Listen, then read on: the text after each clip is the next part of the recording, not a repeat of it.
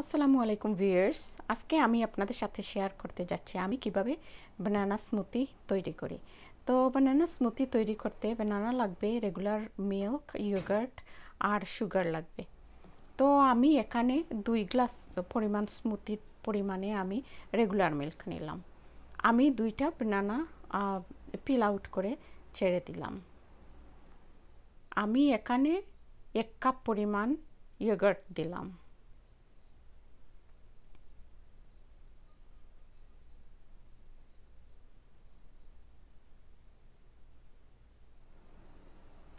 আর আমি এখানে কিছু কনডেন্সড মিল্ক দিচ্ছি শুধু টেস্টটা বাড়ানোর জন্য, কারণ বাচ্চারা খাবে বলে। আপনারা চাইলে নাও দিতে পারেন, আর এর পরিবর্তে চাইলে আপনারা আইসক্রিমও কিছু অ্যাড করতে পারেন। তো এখন আমি ব্লেন্ড করে নেব।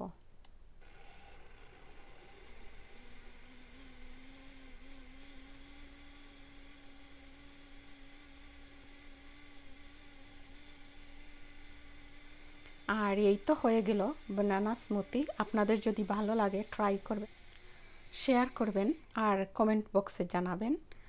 ধন্যবাদ সবাইকে। সবাই খুব ভালো থাকবেন। আজকের মতো এখানেই।